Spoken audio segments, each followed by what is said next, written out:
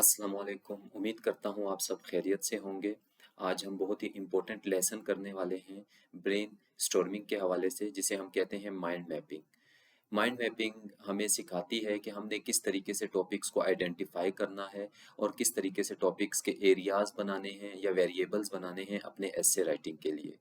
और जैसा कि आपको पता है, बहुत सारे स्टूडेंट्स होते हैं जिन्हें अच्छा पैराग्राफ लिखना आता है, जो एसेस कर सकते हैं, मगर उन्हें भी बहुत दुश्वारी पेश आती है टॉपिक को समझने में, क्योंकि जो कम्पिटिटिव एग्जाम्स होते हैं उसमें एग्जामिनर्स अक्सर टॉपिक को थोड़ा घुमा फिरा के दे देते हैं और इस अंदाज में देते हैं कि स्टूडेंट थोड़ा सा कंफ्यूज हो जाए। तो माइंड मैपिंग की जो टेक्निक होती है, बेसिकली वो टॉपिक को समझने में आसानी पैदा करती है और हमारे माइंड की प्रैक्टिस कराती है कि हमारा माइंड इजीली टॉपिक्स को आइडेंटिफाई करना सीख जाए। तो चलिए इसको करते हैं। देखिए, जो माइंड मैपिंग होती है ये आपको हेल्प करेगी कि आप टॉपिक्स को समझ पाओ और आपको आइडिया होगा कि टॉपिक में आपके पास कौन कौन सी ऑप्शंस या ब्रांचेस मौजूद हैं जिन पे आप लिख सकते हो। फिर इससे जो है आपका जो माइंड होगा उसके जो आइडियाज होंगे वो ऑर्गेनाइज हो जाएंगे। ठीक है, तो हम देखते हैं ये कैसे होता है। Why mind mapping matter. सबसे पहले तो क्यों इंपॉर्टेंट है माइंड मैपिंग, मैंने अभी आप लोग को बताया कि इससे क्या होगा। To organize ideas visually into branches।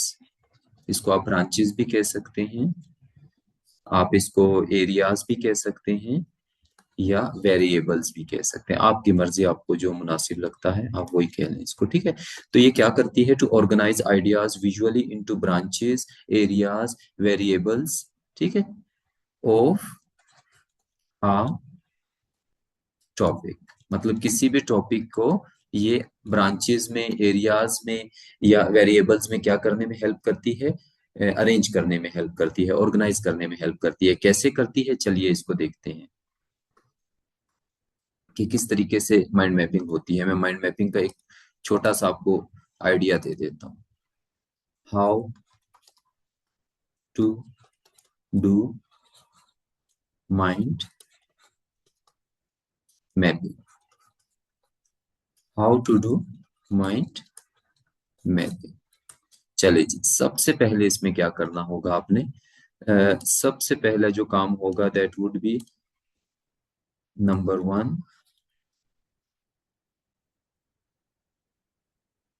Right the topic in centre. जो टॉपिक, जिस टॉपिक के ऊपर आपने माइंड मैपिंग करनी है, जैसे अगर आप कहते हो यूथ एम्पावरमेंट, तो आप बिल्कुल उसको दरमियान में क्या करेंगे, पेज के लिख देंगे और उसके इर्द गिर्द क्या कर देंगे, एक सर्कल बना देंगे। ठीक है, फिर उसके बाद दूसरा स्टेप क्या होता है, step number two, identify the topic. आपने टॉपिक को पहले आइडेंटिफाई करना होगा जी, कि टॉपिक क्या है। टॉपिक पॉजिटिव टॉपिक है, नेगेटिव टॉपिक है, न्यूट्रल टॉपिक है, ओपिनियन बेस्ड टॉपिक है, स्टेटमेंट वाला टॉपिक है या कंपैरिजन वाला टॉपिक है। कौन सा टॉपिक है, पहले तो आपको ये पता होना चाहिए ना, फिर माइंड मैपिंग होगी। तो मैं आपको कुछ टाइप्स बता देता हूँ टॉपिक्स की, तो उससे जो है ना आपको काफी आइडिया मिल जाएगा कि टॉपिक की क्या टाइप है, कौन सा वाला टॉपिक है। फॉर एग्जाम्पल,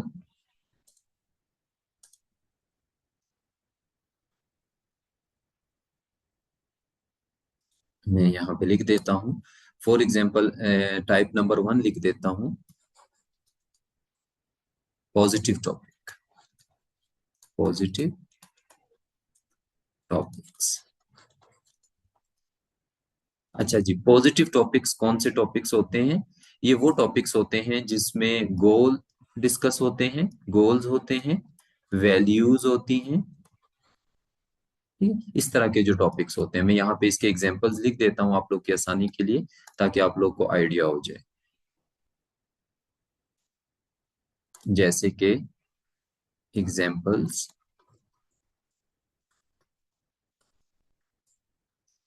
जैसे कि सस्टेनेबल डेवलपमेंट गोल्स। अब देखें ये क्या है, ये पॉजिटिव टॉपिक है। इसी तरह एक और टॉपिक मैं लिख देता हूं यहाँ पे, जेंडर इक्वालिटी। अब जेंडर इक्वालिटी हर कंट्री चाहती है कि वहां पे जेंडर इक्वालिटी हो आजकल, ठीक है। अच्छा, इसी तरीके से यूथ एम्पावरमेंट,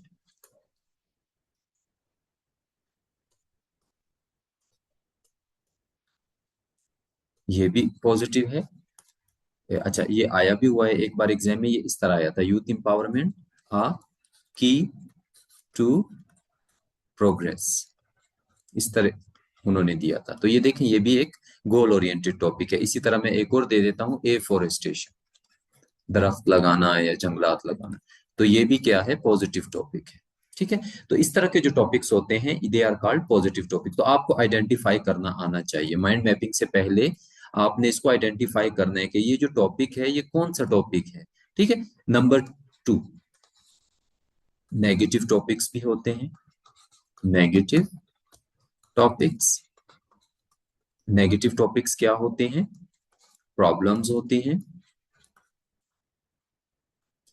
क्राइसिस होते हैं, इश्यूज होते हैं।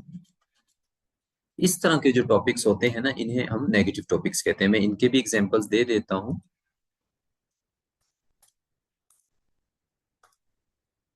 फॉर एग्जांपल, यहाँ पे आप आ जाएं, ये देखें, पोवर्टी मसला है, बाजू का इस तरह आ जाता है, poverty a bone of contention, ठीक है। इसी तरीके से टेररिज्म मसला है, प्रॉब्लम है। इसी तरीके से वाटर स्केर्सिटी, क्राइसिस है, इशू है, एटसेट्रा। इस तरह के जितने भी मसले होंगे, दे आर नेगेटिव टॉपिक्स। तो देखो, आप पहले से ही आइडेंटिफाई कर लोगे कि आया ये टॉपिक पॉजिटिव है या ये टॉपिक नेगेटिव है, ठीक है। इसके बाद नंबर 3 देखते हैं।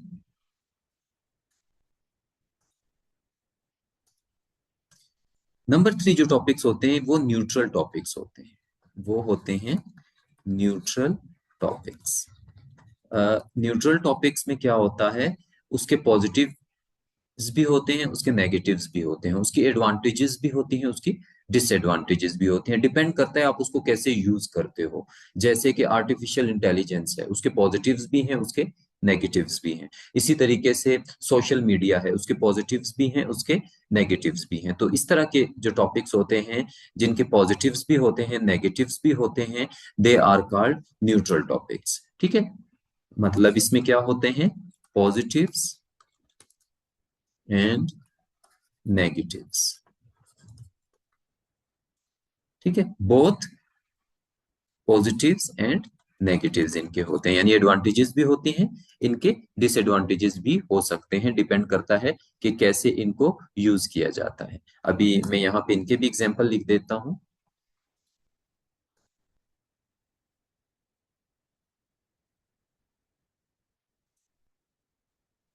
चलिए, इसके एग्जांपल्स में यहाँ पे लिख देता हूँ।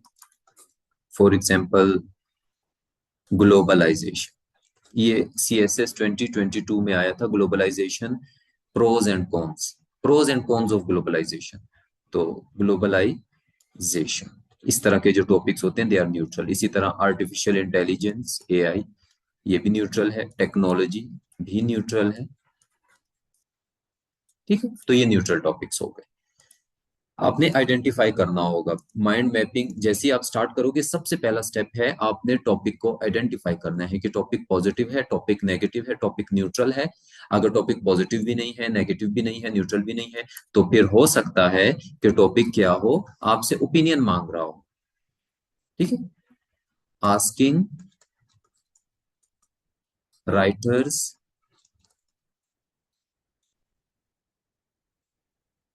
आस्किंग राइटर्स व्यू, ठीक है। फिर वो ये होगा, वो आपका व्यू मांग रहा होगा, यानी कि यस, नो, या फिर सिलेक्ट वन ऑप्शन, इस तरह का कुछ होगा। वो या तो वो यस और नो वाला होगा, या वो आपसे पूछ रहा होगा कि आपको दो चीजें देगा, बोलेगा इनमें से एक को आप क्या करो, एक को पिक करो, आपको कौन सा सही लगता है, आपका नजरिया क्या है इस बारे में, इस तरह का कुछ घुमा फिरा के दे देगा। मैं एग्जांपल बताता हूँ। फॉर एग्जांपल वो आपको कहता है ए आई अ ब्लेसिंग और आ कर्स।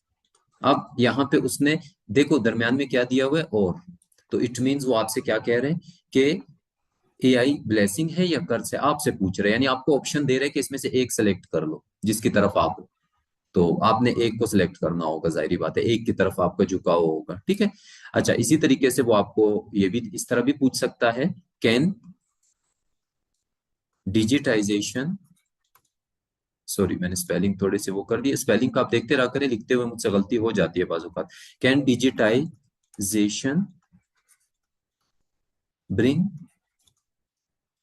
Progress in Pakistan. अब ये पूरा क्वेश्चन है, देखिए इसमें आपने यस और नो करना है, यानी या तो आप कहोगे यस या आप कहोगे नो, इस तरह के क्वेश्चंस भी हो सकते हैं, ठीक है। तो ये वो वाले क्वेश्चंस होते हैं जिसमें आपने एक साइड लेनी होती है और उसको करना होता है। इसी तरह एक और टॉपिक है, जैसे फॉरेन डेट या फॉरेन एड,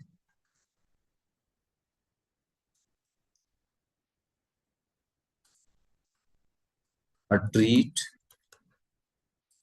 और आ ट्रैप। अब देखिए इसमें भी वो आपसे पूछ रहा है कि आपको क्या लगता है कि ये ट्रीट है या ट्रैप है। चले जी आगे चलते हैं। अच्छा, ये तो हो गए हमारे पास चार किस्म के टॉपिक्स। पांचवी किस्म कौन सी होती है, इसको हम कहते हैं स्टेटमेंट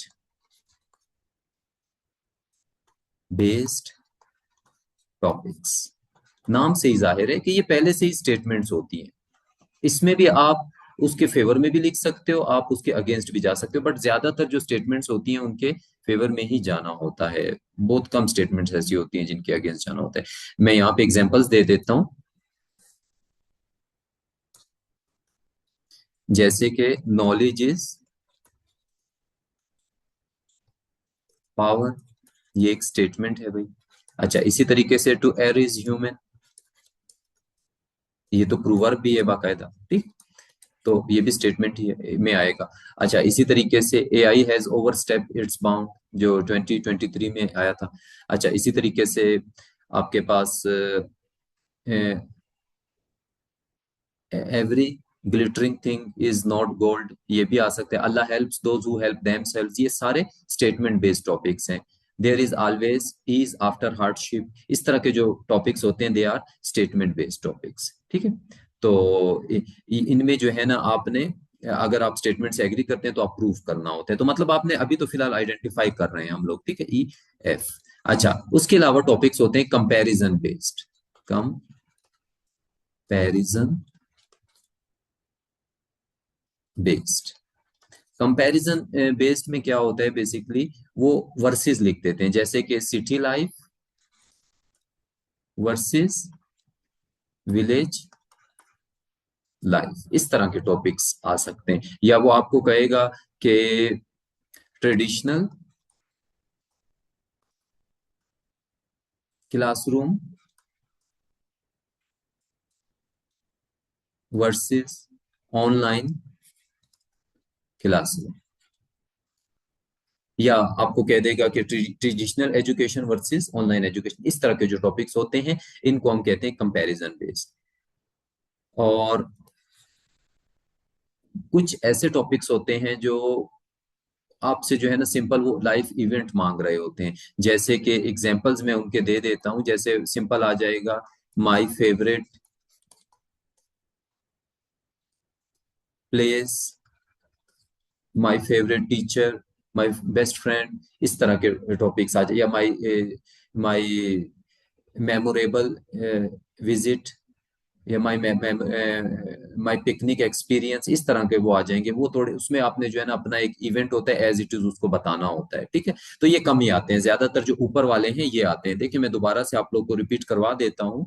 मैंने आपको कहा कि जो ऐसे के टॉपिक्स होते हैं, माइंड मैपिंग आपने करनी होती है। सबसे पहले आपने आइडेंटिफाई करना होता है जो एग्जामिनर ने आपको टॉपिक दिया है, आया वो पॉजिटिव टॉपिक है, वो नेगेटिव टॉपिक है, वो न्यूट्रल टॉपिक है, वो जो है ये ओपिनियन बेस्ड टॉपिक है, वो स्टेटमेंट वाला टॉपिक है, वो कंपैरिजन वाला टॉपिक है, या वो कोई आपसे आपके लाइफ एक्सपीरियंस का पूछ रहे हैं, सबसे पहले तो आपने ये इसमें अपने आप को एक्सपर्ट बनाना है। और ये आप कैसे एक्सपर्ट बनोगे, इसका सिंपल तरीका ये होता है, आप पास्ट पेपर्स उठाते हो, उन टॉपिक्स को पढ़ते हो, और उसके बाद उस पे आप लिख देते हो कि आया ये पॉजिटिव है, नेगेटिव है, ओपिनियन है, स्टेटमेंट है, क्या है। इसको आप प्रैक्टिस करते हो। जब आप बहुत ज्यादा बार बार हर टॉपिक को आइडेंटिफाई करना शुरू कर देते हो, तो आप इसमें क्या हो जाओगे, आपका माइंड इसमें एक्सपर्ट हो जाएगा। ठीक है, चले आगे चलते हैं।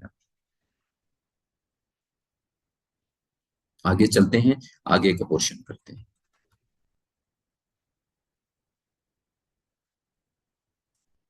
अच्छा, ये तो था नंबर 2। सबसे पहले हमने सेंटर में लिखना है टॉपिक का नाम।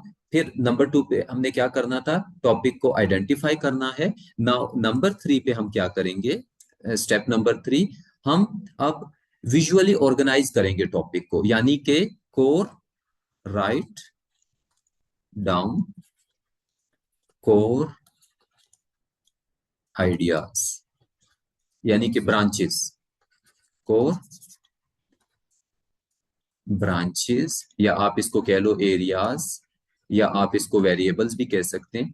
ठीक है, तो ये आपने लिखनी होगी। ठीक है, बस ये इसको कहते हैं माइंड मैपिंग सिंपली। अच्छा, अभी तक हम आउटलाइन लिखना नहीं सीख रहे, अभी तक हम थीसिस स्टेटमेंट बनाना नहीं सीख रहे, अभी तक तो हम सिर्फ ब्रेनस्टॉर्मिंग सीख रहे हैं। ठीक है, तो ये ब्रेनस्टॉर्मिंग का ही पोर्शन है, हम ब्रेनस्टॉर्मिंग कर रहे हैं अभी भी। ठीक है, अब ये कैसे करना है मैं आपको बताता हूँ, प्रैक्टिकल करके दिखाता हूँ।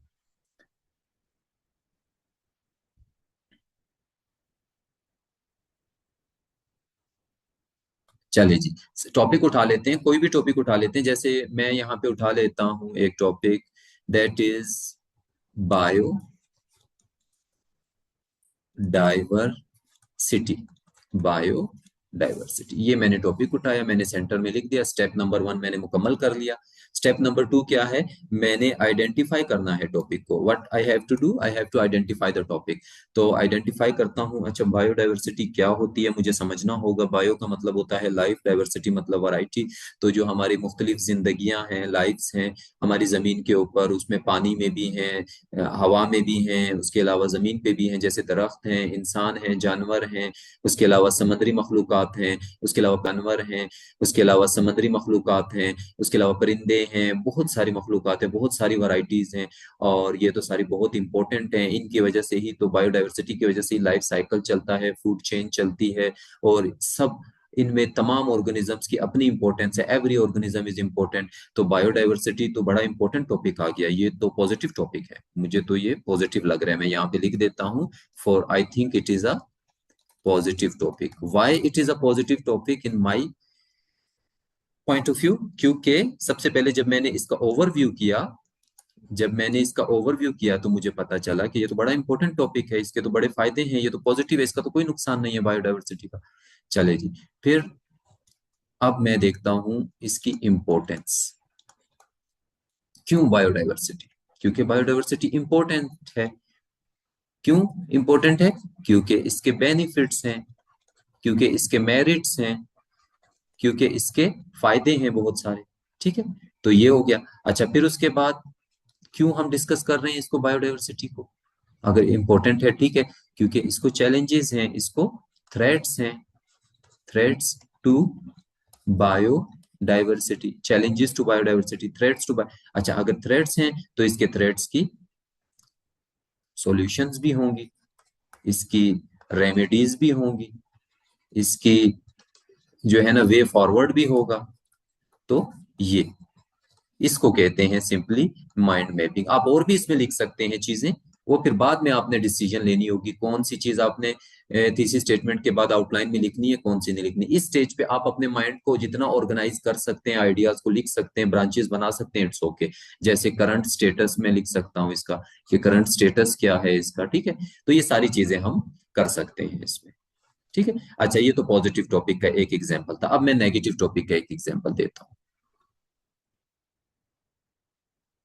इस तरह के पॉजिटिव टॉपिक जितने भी होंगे, जैसे जेंडर इक्वालिटी होगा, जैसे यूथ एम्पावरमेंट होगा, जैसे सस्टेनेबल डेवलपमेंटल गोल्स होंगे, इसी तरीके से जैसे क्वालिटी एजुकेशन होगा, इन सब पे इसी तरह की माइंड मैपिंग होगी। यानी कि उसका करंट स्टेटस आ जाएगा, ओवरव्यू आ जाएगा पहले तो, फिर करंट स्टेटस आ जाएगा, फिर इंपॉर्टेंस आ जाएगी, फिर उसके चैलेंजेस, थ्रेट्स, बैरियर्स, ऑब्स्टिकल्स वो आ जाएंगे, फिर उसके बाद जो है ना उसमें solutions, way forward, remedies etcetera आ जाएगा। तो इसी तरीके से बनती है पॉजिटिव वालों की, ठीक है, माइंड मैपिंग। अभी तक हमने आउटलाइन नहीं बनाई, ठीक है, फिलहाल हम सिर्फ आइडियाज को, ब्रांचेस को ज्यादा अपने माइंड में वो कर रहे हैं, ब्रेनस्टॉर्म कर रहे हैं। अब दूसरा टॉपिक आ जाता है, that is climate change. Climate change. चलिए जी, मैंने इसको सेंटर में लिख दिया।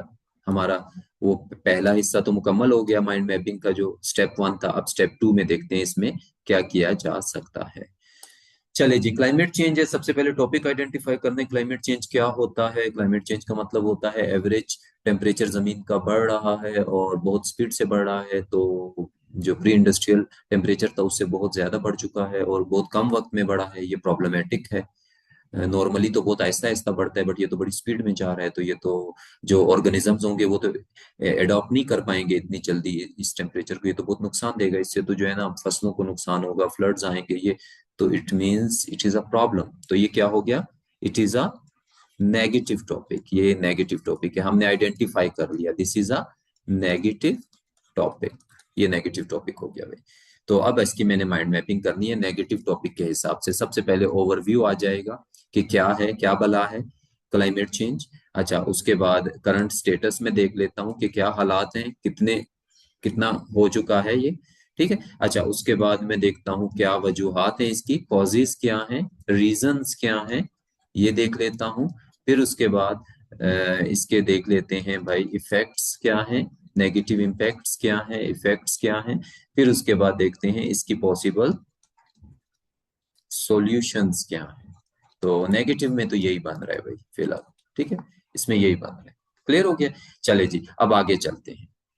ये नेगेटिव टॉपिक था। देखिए कितना फर्क पड़ता है जब आप टॉपिक को आइडेंटिफाई कर लेते हैं, फिर माइंड मैपिंग आपकी अच्छी हो जाती है। इसीलिए माइंड मैपिंग आप बगैर आइडेंटिफिकेशन के नहीं कर सकते टॉपिक के, आपको पहले आइडेंटिफाई करना पड़ता है टॉपिक को।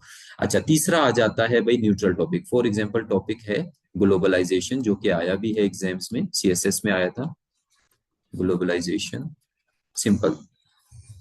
अच्छा, अभी मैंने इसको आइडेंटिफाई करना, ग्लोबलाइजेशन क्या होती है, interconnectedness of people of different countries of different areas, ठीक है, डिफरेंट रीजन्स, ठीक है, वो इकोनॉमिकली, पॉलिटिकली, सोशली, ठीक है। तो ये ट्रेवल कर सकते हैं, ये कम्युनिकेट कर सकते हैं, ये मतलब ट्रेड कर सकते हैं एक दूसरे के साथ, तो बहुत ज्यादा कनेक्टेड हो चुके हैं, सही है। चले जी, तो ये इसके फायदे भी हैं, इसके नुकसानात भी हैं, बिल्कुल, ये तो दोनों हैं। तो ये क्या हो गया, आइडेंटिफाई हमने किया, this is a neutral, neutral topic. क्यों न्यूट्रल है अभी पता चल जाएगा। देखिए ओवरव्यू हमने इसका किया, ओवरव्यू के बाद हमने जो है ना देखा इसके एडवांटेजेस, बेनिफिट्स या मेरिट्स, आप जो भी कहना चाहें, ठीक है, आपकी मर्जी है। अच्छा, और इसके डिसएडवांटेजेस, डिमेरिट्स, ठीक, आप जो भी कहना चाहें इसको। और तीसरे नंबर पे आएगा वे फॉरवर्ड, यानी कि किस तरीके से इसके डिसएडवांटेजेस को कम किया जा सकता है। तो ये न्यूट्रल टॉपिक्स में कुछ इस तरह की माइंड मैपिंग हो सकती है। इसके अलावा भी आप मजीद भी कर सकते हैं, मगर मैंने सिंपल आपको वो कर दिया। अच्छा जी, नेक्स्ट है आपसे पूछा जाता है, जिसमें ओपिनियन बेस्ड होते हैं। तो उसमें मैं एक यहाँ पे एग्जांपल लिख देता हूँ, जैसे कि foreign aid, foreign aid a treat और आ ट्रैप। चलिए, फॉरेन एड, अ ट्रीट और अ ट्रैप। सबसे पहले मैंने आइडेंटिफाई करना है इस टॉपिक को। आइडेंटिफिकेशन के लिए, अच्छा यहाँ पे और आ रहा है, वो मुझसे पूछ रहा है कि मेरी नजर में इन दोनों में से कौन सा ठीक है। चले जी, तो ये है ओपिनियन, यानी ऑप्शन बेस्ड, ऑप्शन बेस्ड या यस नो वाला। ये इसमें तो यस नो नहीं था, लेकिन ये ऑप्शन बेस्ड है कि ऑप्शंस दी गई हैं, उसमें से मुझे एक ऑप्शन लेनी होगी। तो चले जी, ये हो गया। अब मैं इसको देखता हूँ ओवरव्यू ऑफ टॉपिक। उसके बाद मैं जो हूँ ना, ट्रीट है या ट्रैप है, इन दोनों में से मुझे एक वो करना होगा। फॉर एग्जाम्पल मैं कहता हूँ foreign add is a trap, चले जी, मैंने कह दिया ट्रैप, ये तो मैंने वो ले लिया। अब मैं इसको क्या करूंगा, प्रूफ। मुझे इसको प्रूफ करना होगा। कैसे प्रूफ करना होगा, economically, politically, socially, environmentally, technologically, तमाम एस्पेक्ट्स पे इसको प्रूफ करना होगा कि भाई ये एक ट्रैप है मेरी नजर में। ठीक है, ये क्या है, एक ट्रैप है। यानी कि 80% मैं यहाँ पे प्रूफ करूंगा कि दिस इज अ ट्रैप। हाँ, 20% मैं क्या कर सकता हूँ, काउंटर आर्ग्यूमेंट दे सकता हूँ। ठीक है, लेकिन वो कमजोर होगा, तो इसलिए मेन फोकस यहाँ पे होगा। चले जी, उसके बाद ठीक है, तो मतलब यहाँ पे बस यही करना होगा कि प्रूफ करना होगा आपको। ठीक है, तो ये भी मेरी माइंड मैपिंग हो गई। इस तरह के टॉपिक्स पे ऐसे ही होता है। अच्छा जी, आगे चलते हैं। और ये प्रैक्टिस मांगता है, मैं आप लोग को बार बार बोल रहा हूँ, ये आपने बहुत सारे टॉपिक्स पे करना होगा, फिर आप लोग इसके एक्सपर्ट बनोगे। ऐसे नहीं होगा कि बस आप लोग बोलो मैंने वीडियो देख ली है बस अभी मुझे आ गया, ऐसे नहीं आता है। बहुत अजीबोगरीब टॉपिक्स आ जाएंगे आपके सामने, फिर आप बोलोगे ये तो आ ही नहीं रहा है, ये क्या मसला हो गया। ठीक है, तो आप लोग जितनी प्रैक्टिस करोगे उतना आप इसमें एक्सपर्ट बन जाओगे। और याद रखिएगा, बहुत से स्टूडेंट्स हैं उनको ऐसे लिखना आता है बट उनको टॉपिक आइडेंटिफाई करना नहीं आता है। यानी जो पहला स्टेप है उनको नहीं आता है, आखिरी स्टेप आता है। तो बगैर टॉपिक आइडेंटिफिकेशन के आप कैसे एक अच्छा ऐसे लिख सकते हैं, आप नहीं लिख पाएंगे, आप गलत कर देंगे, मेहनत करेंगे सारा इरेलीवेंट हो जाएगा। तो इस पे आपको एक्सपर्टीज होनी चाहिए, टॉपिक आइडेंट, और इसके लिए बाकायदा आपको माइंड को प्रैक्टिस करानी होगी। और इससे आप क्वेश्चंस के आंसर्स भी अच्छे से लिखना शुरू कर देंगे। जो आप एग्जाम्स देते हैं जॉब्स के लिए, जो सब्जेक्टिव एग्जाम्स होते हैं, उसमें फिर आप अच्छे से क्वेश्चन को आइडेंटिफाई करके to the point relevant data लिखने के आपके माइंड की प्रैक्टिस हो जाएगी। अच्छा जी, नेक्स्ट हमारे पास है स्टेटमेंट बेस्ड, जैसे कि to err is human, to err is human। अच्छा जी, टू एयर इज ह्यूमन, ये सबसे पहले टॉपिक आइडेंटिफिकेशन करना है। नजर आ रहा है कि भाई ये तो स्टेटमेंट है। ठीक है, स्टेटमेंट बेस्ड टॉपिक है। ठीक है, तो स्टेटमेंट बेस्ड टॉपिक में क्या होता है, सबसे पहले आप उसको जो है ना इंटरप्रीट करते हो, स्टेटमेंट को इसको इंटरप्रेट करना है हमने। ठीक है, उसके इंटरप्रिटेशन भी आप कह सकते हो। अच्छा, उसके बाद आपने क्या करना है, अगेन इसको भी प्रूफ करना है, प्रूफ। तो आप इसको भी प्रूव करोगे, आप इसको इंडिविजुअल लेवल पे प्रूव करोगे, इमोशनल लेवल पे प्रूव करोगे, सोशल लेवल पे प्रूव करोगे, पॉलिटिकल लेवल पे प्रूव करोगे, इकोनॉमिकल लेवल पे प्रूव करोगे, टेक्नोलॉजिकल लेवल पे प्रूव करोगे, रिलीजियस लेवल पे प्रूव करोगे। ठीक है, तो इस तरीके से प्रूव करोगे। तो इसमें आप दो तरीके से वो कर सकते हो इसको। इस तरह के जो स्टेटमेंट बेस्ड होते हैं, आप कहते हैं to err is human, why, why to err is human, मतलब रीजन। रीजन क्या है, इमोशनल रीजंस हैं, नॉलेज की कमी हो सकती है, उसके अलावा जो है ना कॉग्निटिव रीजंस हो सकते हैं, मेमोरी में कोई मिस्टेक आ सकती है, ये रीजंस हो जाएंगे। अच्छा, हाउ, कैसे, इन वेज, मल्टीपल वेज में, वो वेज मैं ऊपर बता चुका हूँ, ये वेज। ठीक है, तो इसको आप इस तरीके से माइंड मैपिंग कर सकते हो। फिर बाद में जब हम आगे थीसिस स्टेटमेंट बनाना और आउटलाइन बनाना सीखेंगे, फिर मैं आपको बताऊंगा किस तरीके से आपने अरेंज करना है। फिलहाल तो मैं सिर्फ आपको सिंपल माइंड मैपिंग सिखा रहा हूँ कि आप टॉपिक को आइडेंटिफाई करके कैसे करोगे।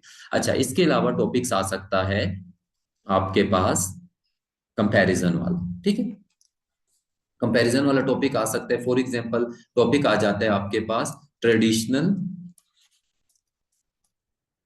Education versus online education. ये, अब इसमें आपने क्या करना है भाई, इसमें सबसे पहले वही है, आइडेंटिफाई करना है। चले आइडेंटिफाई कर लेते हैं इसको।